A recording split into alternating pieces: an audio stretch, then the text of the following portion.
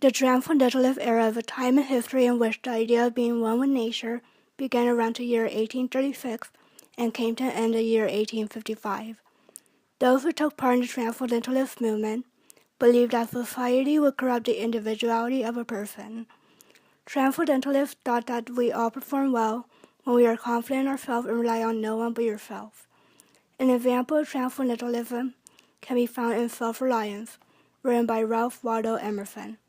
Emerson's work encouraged people to think for themselves and be more independent. Examples of transcendentalism can be found in Self-Reliance, written by Ralph Waldo Emerson.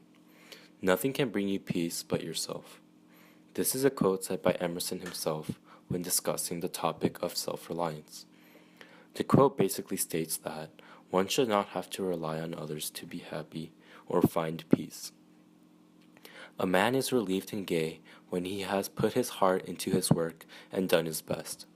This is a quote from Emerson's work, Self-Reliance.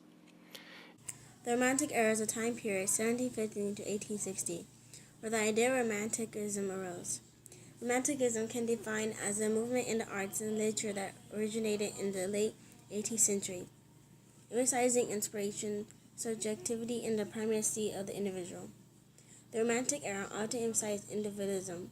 The romantic dream for those in the Romantic/Transcendental era can be for everyone to individually succeed individually by relying on themselves, expressing ideas and expressing their emotions. The American dream in the 1920s was viewed as being wealthy, finding happiness and love, improving yourself, and building your way up to a higher social class. This is best exemplified by author Roland Marquand, who describes a person living the American dream as someone who not only flourished in the fast-paced, modern urban milieu of skyscrapers, taxicabs, and pleasure-seeking crowds, but he proclaimed himself an expert on the latest crazes in fashion, contemporary lingo, and popular pastimes. He explains that the person living the dream as someone who is up to date on fashion, uses slang, and does popular hobbies. Gatsby uses a piece of the American dream, which is wealth, to try to gain another, which is finding happiness and love from Daisy. Gatsby does this by showing off all his possessions such as his mansion to her, buying her an excess amount of flowers, and throwing fancy parties. The flowers were unnecessary, for at 2 o'clock a greenhouse arrived from Gatsby's with innumerable receptacles to contain it. An hour later the front door opened nervously, and Gatsby, in a white flannel suit, silver shirt, and gold-colored tie, hurried in. He was pale, and there were dark signs of sleepiness beneath his eyes. This paragraph shows how much he prepares to see Daisy by buying a lot of flowers and coming in a fancy suit to impress her. Since the time they met, Gatsby was in love with Daisy, and saw her as the ideal woman even after many years of not being with her. No amount of fire or freshness can challenge what man will store up in his ghostly heart. Gatsby is crestfallen that Daisy is not who he wants her to be. Gatsby ends up failing to win Daisy over from Tom, and that is when his dream falls apart, because she is his source of love and happiness. Gatsby's failures is related to the failures of the American dream, because he couldn't find happiness. This connects to the 1920s because the people from that time are also looking to find joy, improve themselves, get wealthy, and move their way up in the social classes. Many people were able to fulfill their dreams, as this was a time where the US became very prosperous and doubled in wealth as a nation. People's idea of the American dream during the 1920s can directly reflect off The Great Gatsby. It was mainly only attainable by white men and women, but it did have a positive connotation on the general population.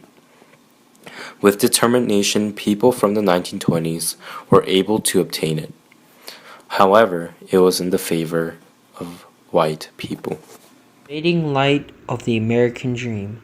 James Truslow Adams wrote these famous lines in the book Epic of America. The American dream is that dream of a land in which life should be better and richer and fuller for everyone, with opportunity for each according to ability or achievement. He continues, it is not a dream of motor cars and high wages merely, but a dream of social order in which each man and each woman shall be able to attain to the fullest stature of which they are innately capable and be recognized by others for what they are, regardless of the fortuitous circumstances of birth or position. End quote. These words highlight what the American dream was and what kept Americans going, the hope of rags to riches and being successful. But this dream, the light of America, has been fading away. According to policy from Policy Interactive and the Harvard Institute of Politics found that large percentages of Americans find the American dream much more harder to achieve or dead. The Harvard Institute of Policy found that half of Americans were almost split 50-50 if the American dream is alive or dead, and almost 80% of Americans polled from Policy Interactive found that Americans find the dream much harder to achieve. This is due to the rising cost of healthcare, the ever-increasing student debt, and the widening income gap.